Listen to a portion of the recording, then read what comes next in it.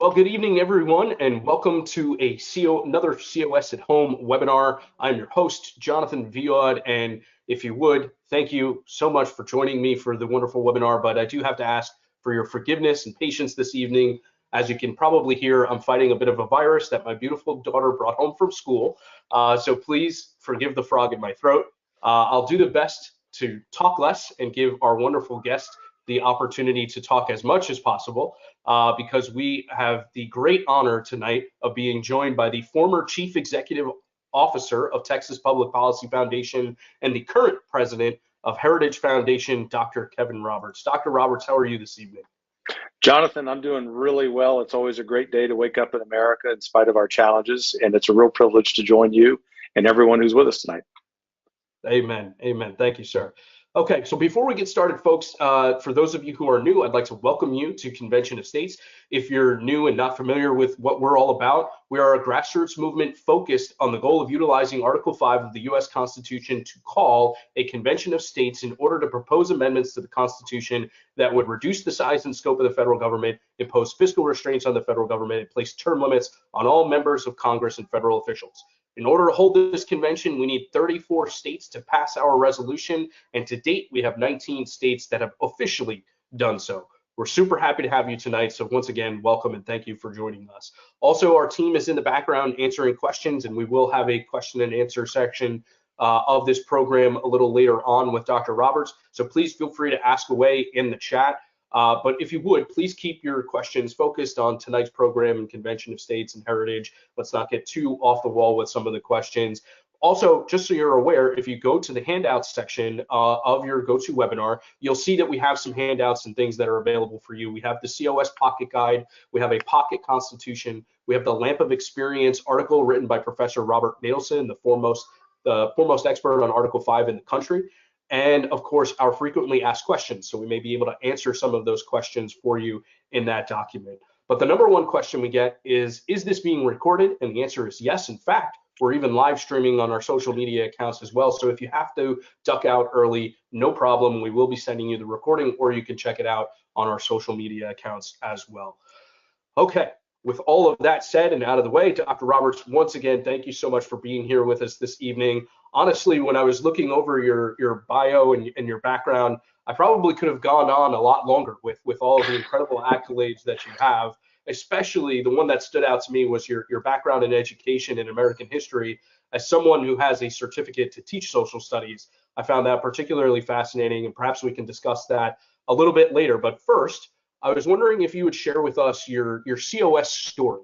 How did you first learn about Convention of States, and why do you believe we should use Article 5 of the Constitution?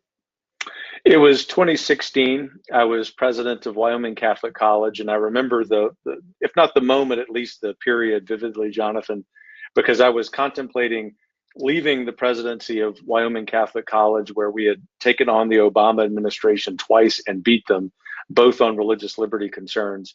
And there was this opportunity to be the executive vice president of the Texas Public Policy Foundation, and had to contemplate giving up this career in academic leadership at a college that was and is conservative to this day, for a career that I just felt a calling to. And one of the key deciding factors for me was that Texas Public Policy had just embraced Convention of States.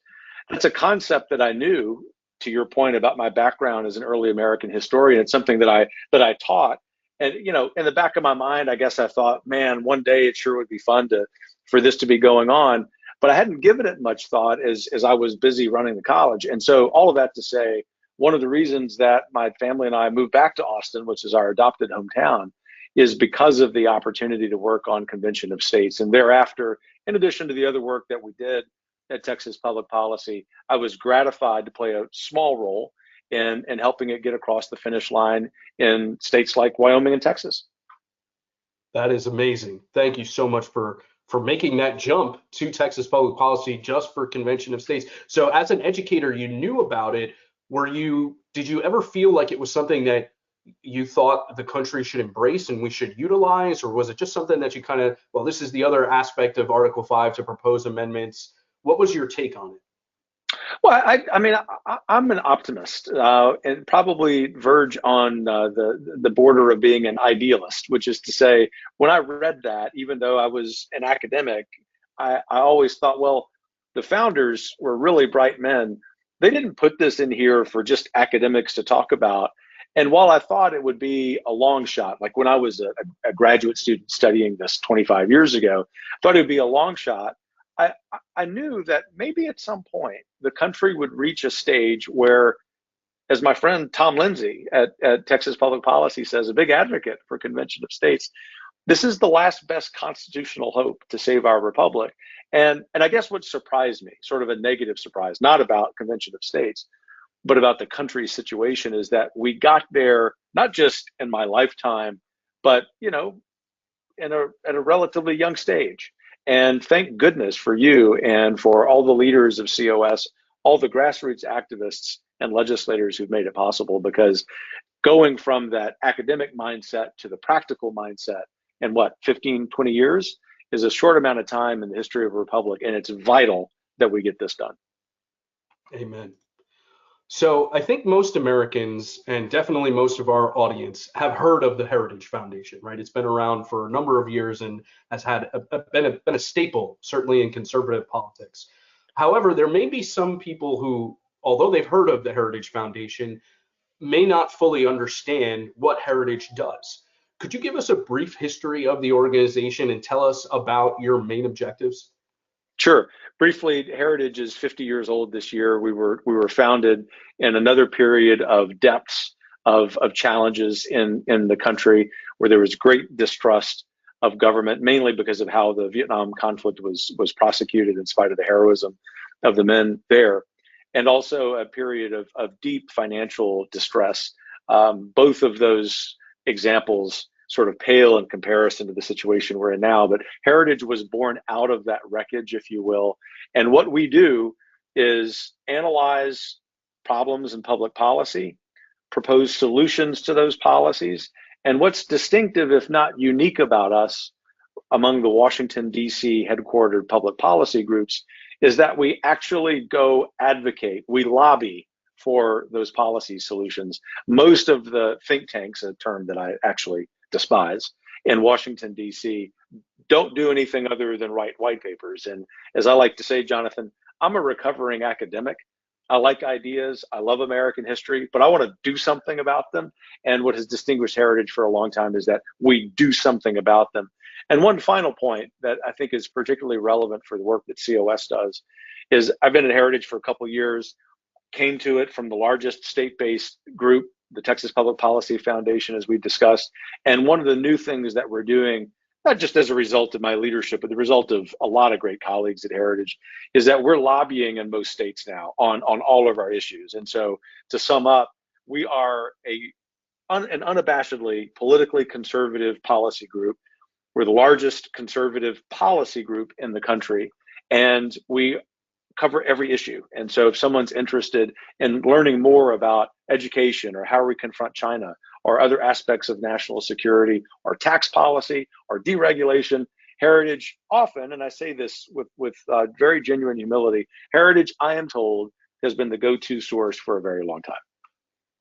Yeah, it has been incredible, the work that has been done by Heritage.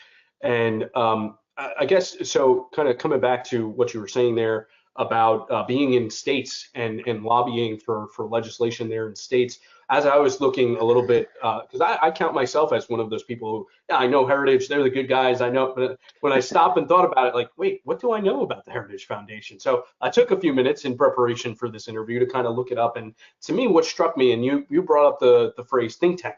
I think that from what I can understand, Heritage is not just a think tank, right? That's not what you're just focused on. You absolutely are focused on policy, but part of your mission is to be out there reaching, teaching, and activating we the people, which aligns exactly with what we're trying to achieve at Convention of States. So do you mind talking about that a little bit more? Like what exactly are you doing to educate we the people about what's going on in their states and also at the federal level?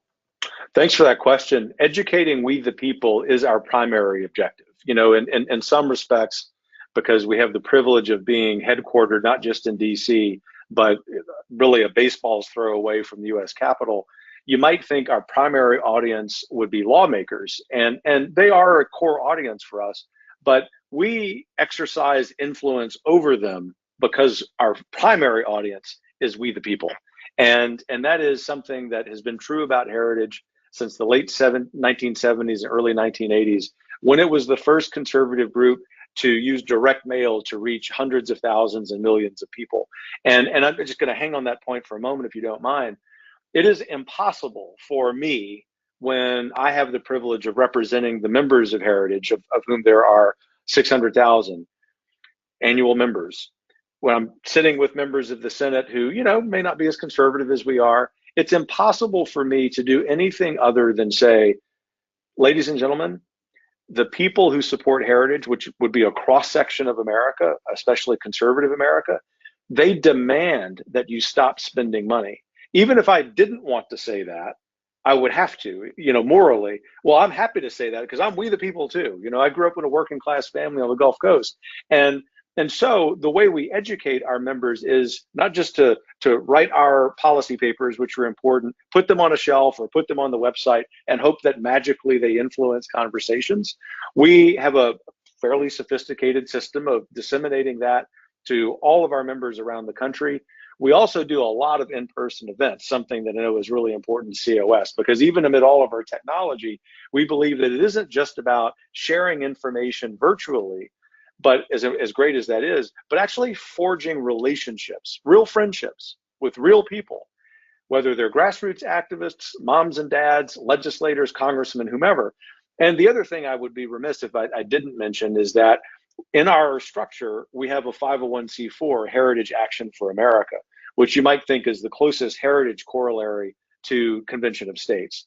And their Heritage Action has 2 million people who follow them, 22,000 trained activists we call Sentinels. In fact, there's some overlap between some COS friends and some of our Sentinels. We are in daily communication with them, but this is a really important final point I'll make in response to your question. And I think this is what makes us more effective. We don't just give them information. They're giving us information, right? And so as I tell people, our policy leaders, I don't want you just stuck in an office in Washington, D.C., because the swamp is going to co-opt you. What I need you to do is get out and, live outside the city if you can. It's expensive and terrible, but spend time with real people on the weekends. Go to the beach, go to the mountains, as I do. Stop at the convenience store, get a cup of cheap coffee and talk to people. That is part of our DNA, Jonathan, and I think it's one of the reasons that we've remained influential for a long time.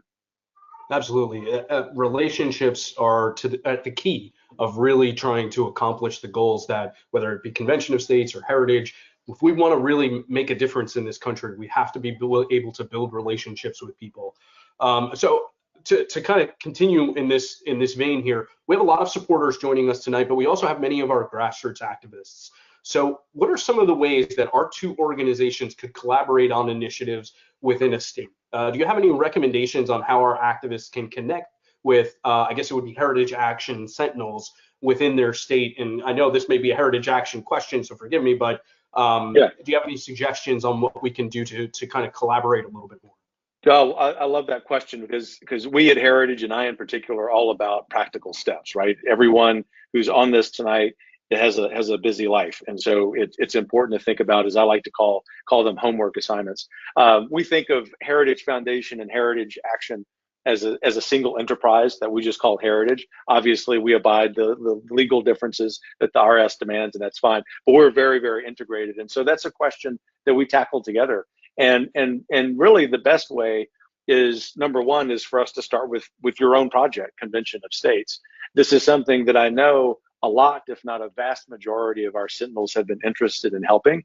They've been waiting for the mothership, as the Heritage Foundation is called, to determine a clearer stance on that project, which we have done just in the last several weeks. And so, you've had a long-term friend here, but at Heritage, we've got this process to figure out, where we are. Well, we're enthusiastically supportive for reasons I'll get to, but I want to focus on the next steps. So states where we have a lot of Sentinels who have a lot of influence, where maybe COS has been passed in only one chamber, or you've got active legislation, for the first time or the second time. We want to be a value add. Anytime that we are active with another organization, we want to be a complement.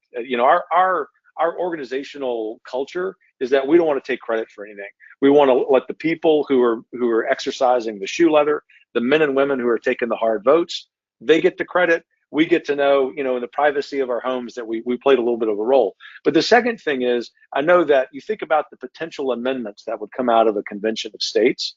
Until we actually have that convention, think of Heritage as like that special forces unit that at the very least holds the line. And so when Biden and his allies in Congress, including some Republicans, want to continue to spend money we don't have, Heritage is there. I mean, we are providing the intellectual ammunition to fight that. And even in this era of Bidenomics, we're winning some of those battles. We aren't winning as many as we would like, but it could be far worse if your activists and our activists weren't as active. The third thing would be at the state level.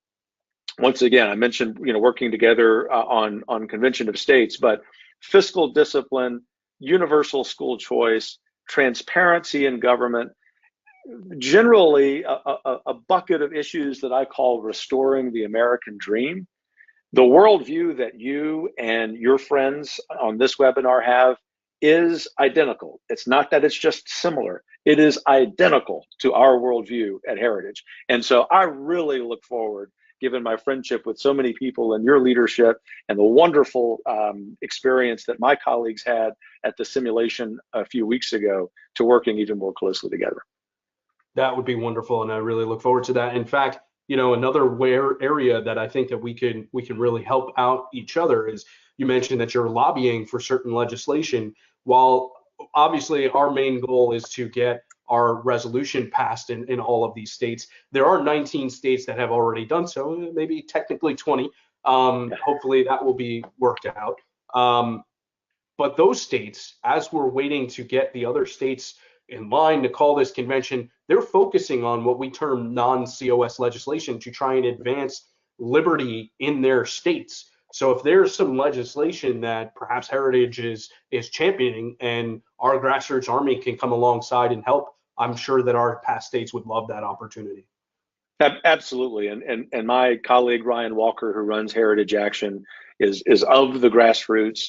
And I think a great next step would be for y'all and for us to get together and say, here's the overlap between our priorities. It would be tremendous overlap. Let's put a priority list together and let's go be even more powerful together. That would be wonderful. Wonderful. Really looking forward to that. You mentioned the simulation. I'm going to come back to that in a minute, but I do want to come back to your background as an educator. And I wanted to get your thoughts on the battle over classrooms going on in the country right now. I will say there was next to nothing good that came out of the COVID lockdowns in 2020. But to me, one silver lining is that there are many parents that were awakened to the politicization of their children's education. Many parents have rightly started to fight back against this, including the sexualization of children in schools. However, I think it's important that parents not give up on this, as we need to demand that children be educated, not indoctrinated, sexualized, or experimented on, especially as talk of the COVID restrictions have started to creep back in. So now forgive me for being on my soapbox here for a minute, but do you believe do you believe that one of the most righteous fights an activist can be involved in is at the school district level? And what steps has Heritage taken to assist in this fight? It is the righteous fight of our generation. And I agree with you entirely. Nothing good came out of the COVID lockdowns, except for revealing to parents for the first time, firsthand, the nonsense that is being taught in schools at the expense of what should be taught in schools. And so I happen to think that this is a gift from God. I mean, this was our Creator giving us the opportunity to see some light shone on the darkness. And make no mistake, from this fifth generation educator, it's nothing but darkness. I mean, I have fought the radical academic left for 25 years. And when I was first in graduate school as the lone conservative graduate student in history, it was bad. But it is so much worse. It's evil. It really is unjust. And so what we need to be doing is focus not on Congress, not really even as it relates to parental rights, not even on our states, although being active in those at those levels is crucial, but it really needs to start in our own communities. Why? Because that's where one parent or a small group of parents exercises disproportionate political power over the elites who do not want more light shown on the darkness. And so that's an understanding, frankly, Jonathan, that I've come to sharpen in my own thinking just in the last several years. It's not that I never thought that local politics was important. It's just that I thought, well, the left has taken over the halls of power in DC, the halls of power in so many state capitals. Let's go wage the fight there. The reality is, this fight is in our own homes because of what our kids bring home. And so I think morality demands that we focus on school districts. But the other thing, to inject some hopefulness here, we're winning. We are winning this issue. And we're winning on this issue, not because some grand poobah in Washington, D.C. said, go do this, but because imprinted in our nature, I would argue imprinted on our souls, is the desire to be free, starting with how our kids are educated. And so I couldn't be more excited about the victories we've had there. What Heritage has done is set up quarterly training of new school board members. We've done this now for, I think, a few thousand new school board members around the country. That's ongoing. It's in partnership with other groups. The reason that's crucial, obviously we need them to win, but the reason that's crucial is because the Borg, the education bureaucracy, co-opts these good men and women in ways they don't even know. And so what Heritage realized was, well, we can do perhaps well is prevent that from happening by telling them, this is what you're going to be told, but this is what's real. And if anything, Jonathan, we need to expand that because of the demand. We have won, our side has won a lot of school board seats just running on a platform of common sense. Yeah, and saying that, we're actually going to get back to educating children instead of trying to indoctrinate them, which is amazing. That's just a winning message, because again, like you said, it's common sense.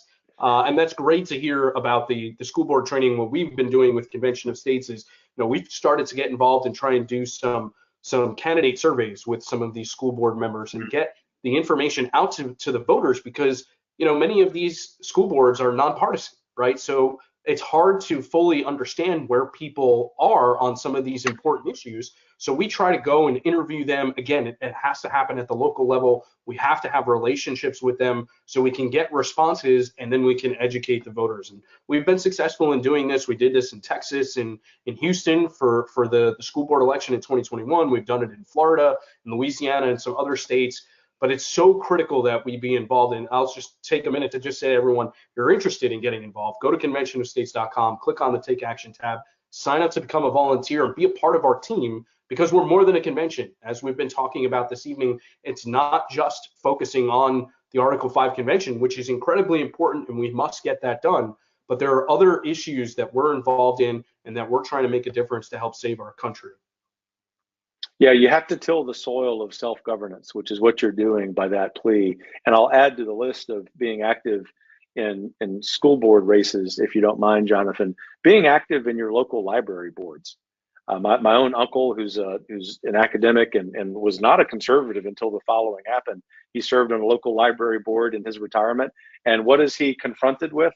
All of the woke nonsense, the terrible books, the pornography, a library director who has been completely indoctrinated by his national association. And I said, oh my goodness, we've got to make sure that we've got good people, men and women, going to library boards. But my really good friend, Bonnie Wallace in Llano, Texas, was one of the first members of a library board to say, not on my watch. And she initially lost her case. She's won her case. I'm really proud that Heritage is going to be there with her in Central Texas doing a fundraiser to help her and the Llano County commissioners recoup some of their legal expenses, because they were courageous. I mean, there were a lot of political wins coming out of Austin to prevent them from making that courageous stand. And the point is, we got to band together, because there really is strength in numbers. Absolutely right. Absolutely right. And while there is absolutely strength in numbers, one person can make a difference. So it's so important that people go and show up and be at their school board, or like you said, the library board. I mean, what goes on in these libraries is just insane. So just taking the time to be there and showing up, I think will really, really make a difference. So again, folks, I encourage you to get involved with Convention of States Heritage, get involved and be present at these meetings. So the last question I have for you, Dr. Roberts, and then we've got a ton of amazing questions from our audience here. I feel like this conversation could go on forever, but I will try to rein myself in a little bit. So as you mentioned, just last month, the Convention of States Foundation held its second ever simulated Article 5 convention, and we were blessed to have a number of employees from Heritage join us to be commissioners. So I assume you've spoken with them. What kind of feedback have you gotten? What has been the general consensus from those that attended? Yeah, look, we believe heavily inside Heritage and how we do our work and intellectual honesty. And aside from our principles, which we all share, everyone has the leeway to develop their own conclusions. And so I asked 6 or 8 of my colleagues to go down to the simulation. Y'all were kind to have us. And I said, guys, come back and give me the honest to goodness assessment of what you believe, because my bias. I want this thing to happen tomorrow. And they came back and categorically, including a couple of really smart attorneys who weren't necessarily skeptical, but I wouldn't say that they were sold before then. They are big advocates for it. And so as they're working on, because you think about how Heritage works, we got to put all that on paper because of our tax designation to be talking about what we're supporting. And y'all can anticipate that as a direct result of that simulation, that we're going to be really supportive of your effort moving forward, beyond just my own personal support, but the institutional support of Heritage and all of our own supporters. That simulation is tremendous. My really good friend, Tom Lindsay, my former colleague at the Austin group, was there. I know that he had a tremendous time. Tom was already a big advocate for it, but there's something about seeing that in practice that allows someone who's already excited about it to be even more so, but also people who are with you philosophically but can't quite grasp it to see it and then walk out of there, as my colleagues have, really excited. That's wonderful to hear, and I know a lot of people are really excited hearing that, because I've gotten a ton of questions. Where does Heritage stand on Convention of States? So you heard it right there, folks. They are incredibly supportive of us, and we're excited to see where that partnership will take us in the future. Yeah, I think the sky's the limit. That's awesome. Thank you, sir. Okay, so let's go ahead and get to some of these great questions. So Bill wrote in and he said, who holds the constitutional responsibility to hold the DOJ accountable?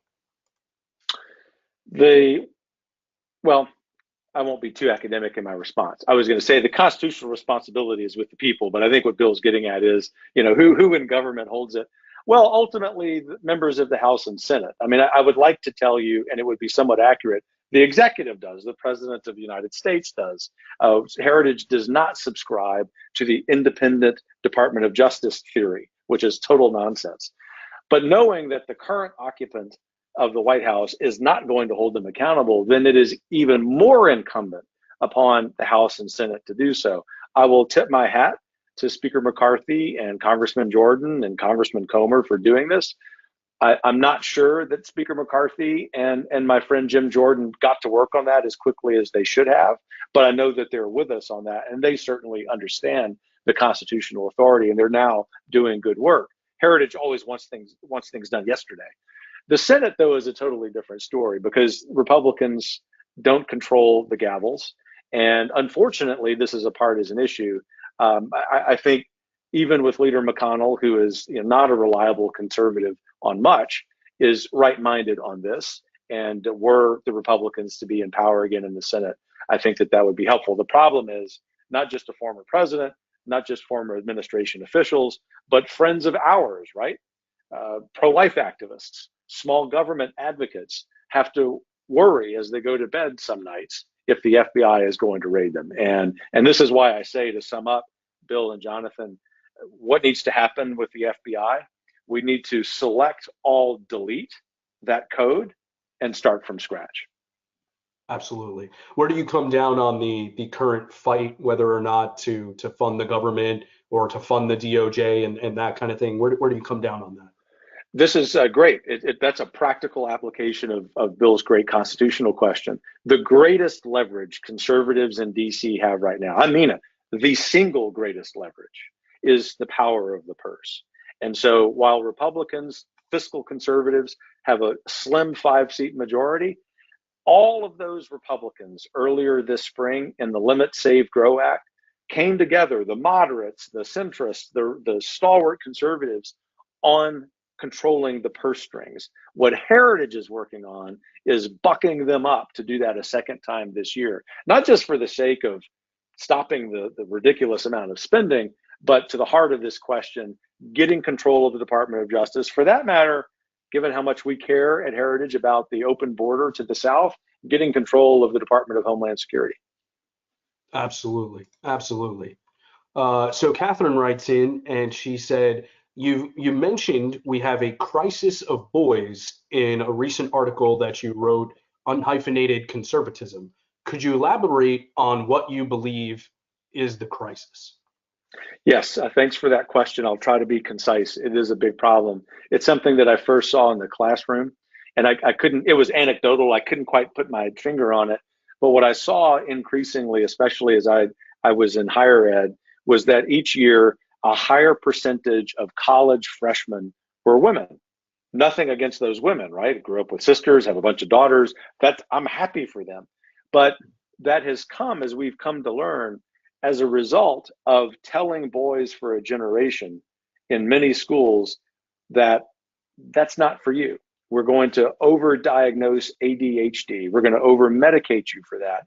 No doubt that this once hyperactive little boy would have been on that medicine and not put on an academic track. But beyond that, and we see that manifest in policy, but beyond that, there's something I think even more sinister, which is something more important than politics and policy. And that's in society and culture, where frankly, we have effeminized boys. We have made it sinful. We've made it even criminal to be properly masculine.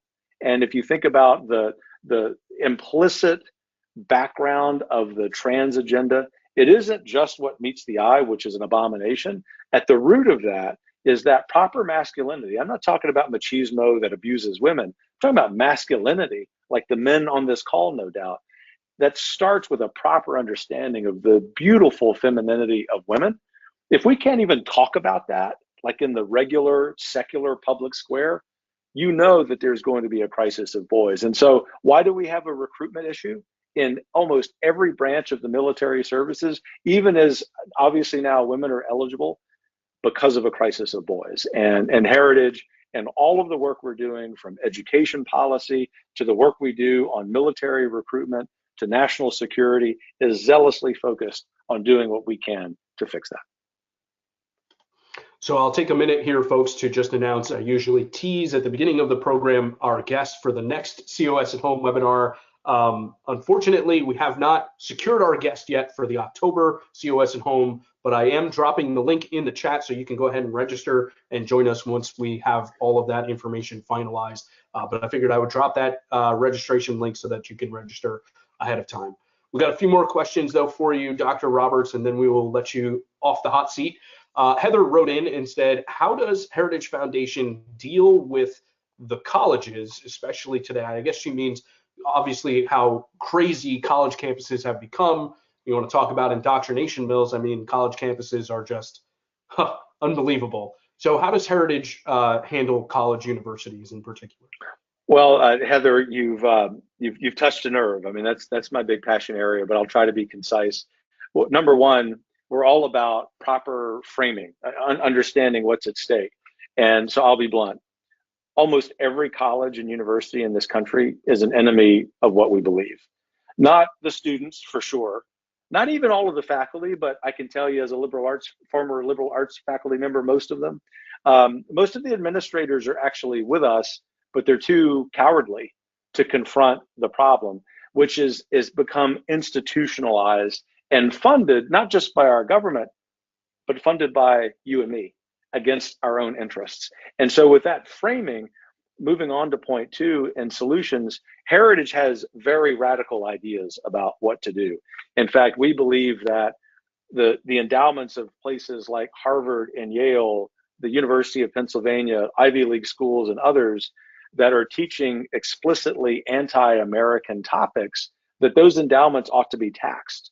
And rather than give student loan forgiveness to a wide swath of students, we ought to draw the payments for that forgiveness from those endowments. They got to pay for the nonsense that they're spewing.